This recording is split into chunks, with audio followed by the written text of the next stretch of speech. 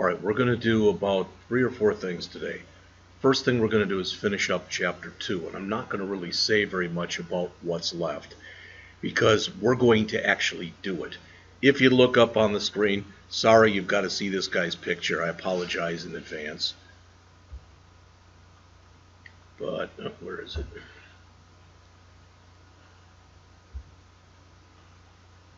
But there he is.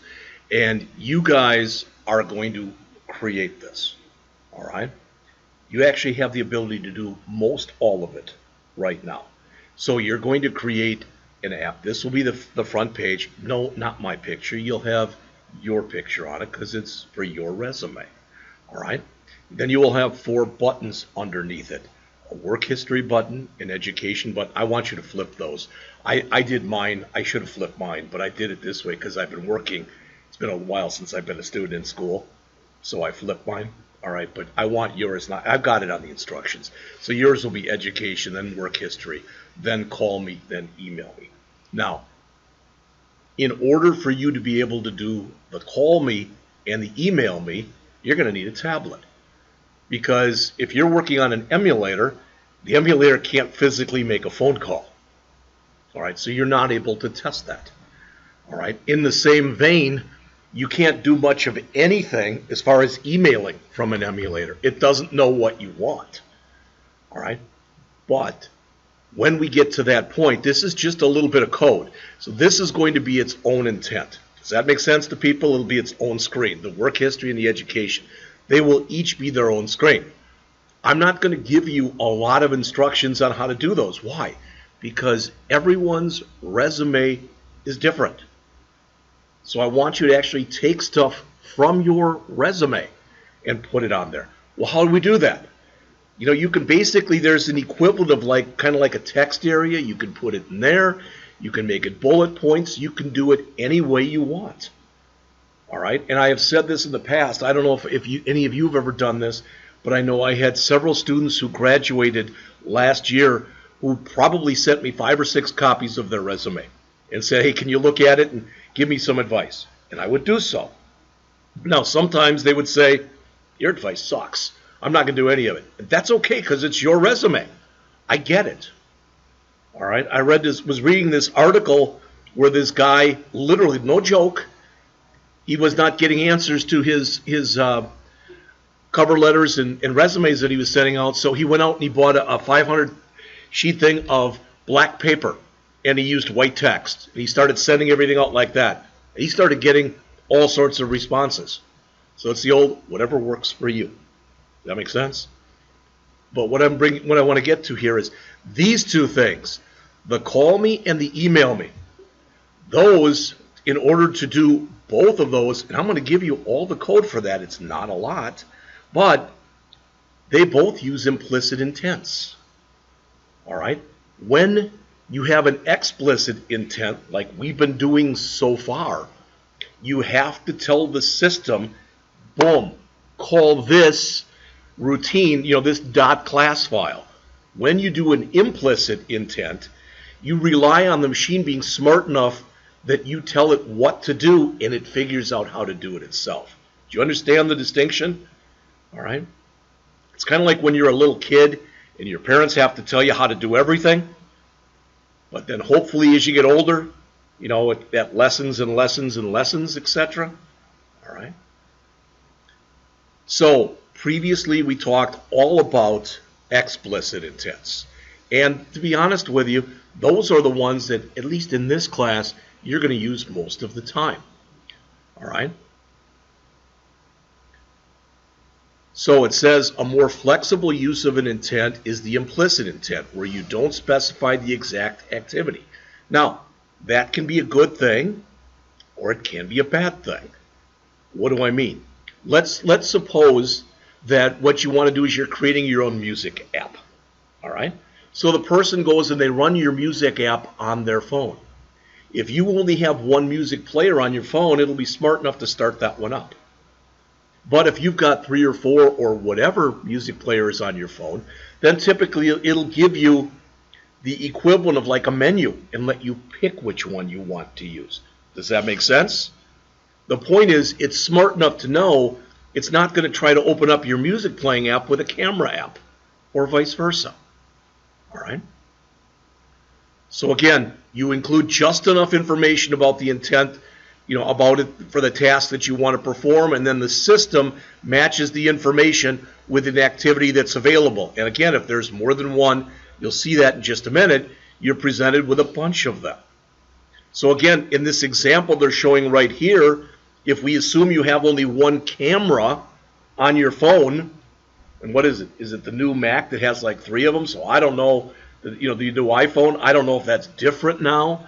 But what I'm saying is if you have only one camera on your phone and you call a camera app, it knows to open that. Does that make sense? And it results in, and really when you think about it, less code on your part. All right? But you are giving up some control, and you're giving some control up to the software in order to do that. All right, that's what they explain on there. Now, they go into this in a lot of depth and a lot of breadth of coverage. All right, they talk here about actions and categories and data. Well, for example, when there are actions that we want, let's suppose, looking at this thing that I showed you before, because I'm going to actually show you this stuff when we get there, that, for example, for the email me, you can set up the email, you can set that up where you can fill in basically the entire header for them. You understand what I'm saying? All right. So you can, if it's going to be sent to you, you can do that. You can even set it up so they CC themselves. You can set up the subject. You can even put content in there. Why would you want to do that? What if it's your resume app and all you wanted in there was, this is just to inform you that I have received your resume. We will get back to you shortly. See what I'm saying? All right, you can do things like that. And it's funny because when I was playing around with this and I did the email, it didn't recognize Rankins. It didn't. I don't know if it was an Outlook thing. I have no idea. But as soon as I tried it with Gmail, it was fine. All right? And I don't know if that was just an anomaly, but we'll try it again anyway. All right. So the point is, when you start to come through here and you start to add this stuff, you can be as specific and put a lot of actions and etc. in there, or just 1 or 2 things. All right? But it's up to you to set it up the way that you want it to be set up. All right. So it says starting an activity with an implicit intent and passing it from one activity to another works much the same way.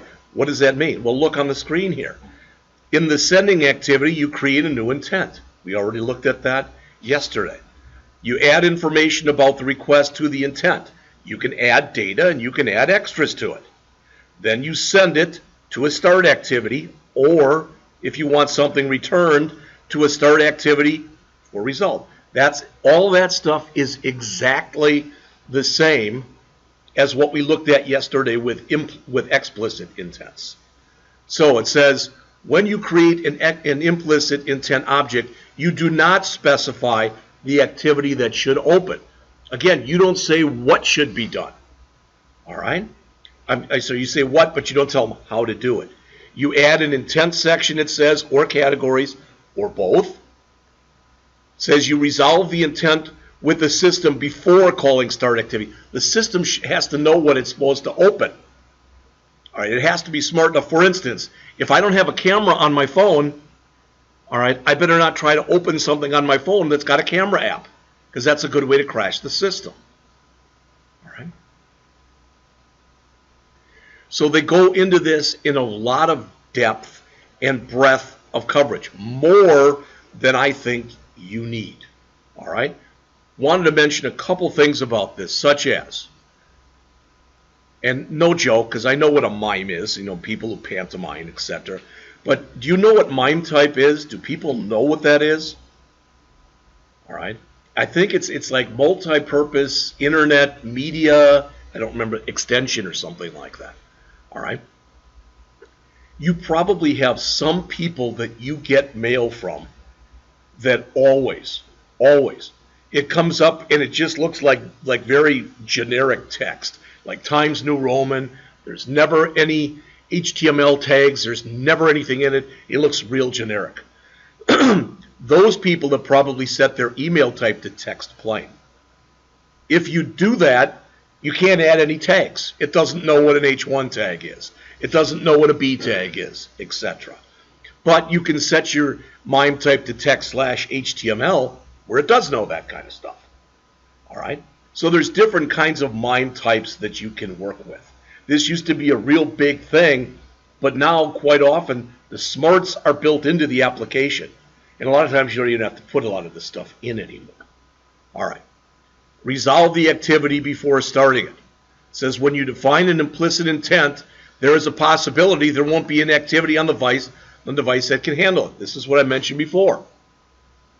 So assume I have on my phone here, I have no music app whatsoever, and I try to open up a music app with it. The system will try.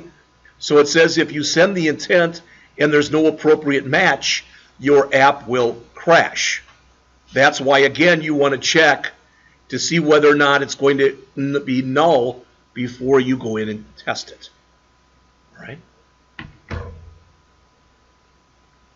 Then it says to find an activity or other component to handle your intent requests, the Android system will match your implicit intent with an activity whose intent filters indicate what it can perform. Please look up on the screen here. So this is assuming that you've got some kind of an app that could potentially be opened with any of those applications that exist on your phone or on your tablet. All right? So what that is saying right there, what that is saying is you pick the one you want. All right? And they give you the code for that too. All right, receiving an explicit intent. It says if you want an activity in your app to respond, you declare one or more intent filters in the manifest file. Again, you don't have to do that. It will be done for you automatically. All right, you'll see that when we get into it. It says once your activity is successfully launched, you can handle it in the same way you do an explicit intent. You can see the 4 things that are shown right there. That's the same way that we looked at it yesterday with an explicit intent. All right, so again, the difference is when you're being explicit, you're telling the system everything. You are in total control. When you do an implicit, you're telling it what to do, and you're saying you should be smart enough to figure out how to do it. And if there's more than one possibility, show me a list and let me choose. All right? So they talk here about filters. You are going to see some of this stuff. I think it'll make more sense when you see it in action. All right? Speaking of which, if you look on here on page 34, it says an intent filter can declare 0 or more actions. All right? So for instance, if you were going to send an email application, all right, or like we've got in here like that email me button, if you were going to do something like that, you can set it up so it immediately opens up the email. All right? Now, do you want to do that? I don't know. Even if you say that it immediately opens up the email, technically you can't do that. And what I mean is, think about it. If I was able to set up an action where I could send each one of you, have you send you the app and say, oh, run this. All right. And if it did, I could open it up and I had malware or something in there. There are protections to keep you from getting hosed, so to speak. Categories. All right. It says here, for example, the intent filter matches the category default or the category browsable. You can set a default. So before, where I showed you that list of different things you could use to open that with, you can, if you want, you can put the one that you can put them in any order you want, including the default one on the top. And you can even put an option in there to say, open it with the default. And you set the default. All right. Again, this is something we may or may not have talked about before. I don't remember. But if you look on the screen here, this is page 34 in the text. I remember asking this last year, and everybody looked at everybody else, or they put their heads down. I said, does anybody know what a URI is? There wasn't a person who did. All right, then that's sort of on me. A URL is a type of URI. A URL is a Uniform Resource Locator. That's what URL stands for. I know you're impressed I knew that. A URI is a Universal Resource Indicator. The difference between a URL and a URI is a URL must exist.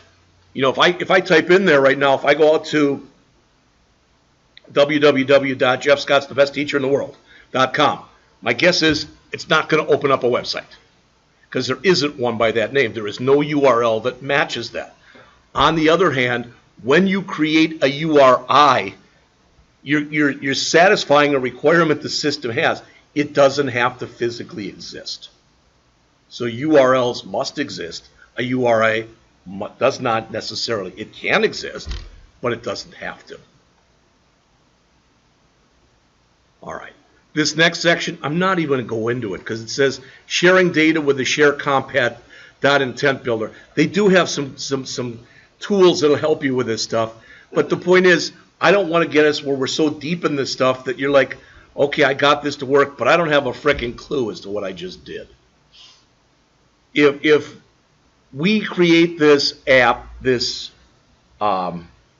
resume app, and you can get it to work where you've got 3 activities on it, plus you can get it to open it up when you do an email, all right, and you can get it to open up for a call, that's good. That's where we should be, all right? There's a lot more, though, that you can do with this. And they show you pictures, how you can share things between activities. Again, I'm not going to run through any of that stuff. All right. And starting on the bottom of page 37, they go into, it says here, activity launch modes. All right. And as it says there, it's used to indicate how each new activity should be treated when it's launched. All right. And it says, well, it's something you can add to the manifest file. But again, you don't have to. All right. I do want you to look at this, though, if you would, please. When you do go into your manifest file, there will be a line something like this. That activity, by default, is the one that you want to launch when you start your app. All right, you may or may not remember this. Good, I got it running. But remember, we looked at this at an earlier point. Maybe it was yesterday, maybe it was before. I don't remember. But again, if I go through here, and I say new, and I say activity, and I say blank activity, or empty activity, I think it is. All right. If you look up on the screen, please, this thing is important right here where the mouse is, where it says launcher activity. You only want one launcher activity for each app. That means if you've got a screen with multiple pages or multiple activities on it, typically you only want one to open when you start the app up. Does that make sense? All right. And that's what they're talking about here.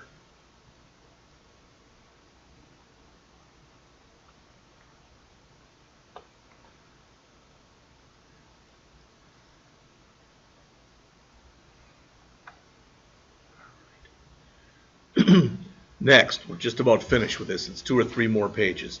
Intent flags. And it says there are options that specify how an activity that receives an intent should handle it. All right? And it's things like, well, do you want it to take priority over everything else? All right, do you want it to clear out things that are currently running, etc.? And that's explained in here. All right, again, I did not want to spend really any time talking about implicit intents. Okay? All right, so finally they say task affinities include which task an activity prefers. You know, an affinity. Which one would you like to have as your default, for example? All right, maybe you've got a bunch of music apps on your phone, but, you know, or maybe you've got a bunch of different apps. You got Instagram and you've got, you've got Facebook, etc. And maybe you even still have, MySpace? But you probably wouldn't want apps to be opening up in that. All right.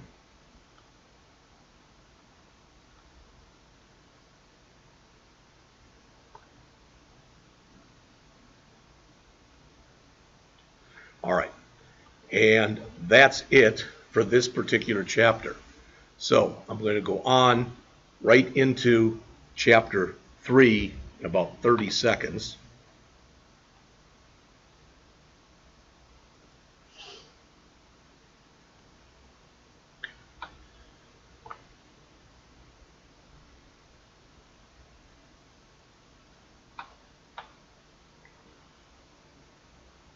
So chapter 3 is on the Android Studio debugger. All right. And what I have done in the past when I've tested on this kind of thing is I've given students a program with mistakes in it. And I've asked you to debug the program. By and large, people hate it. All right.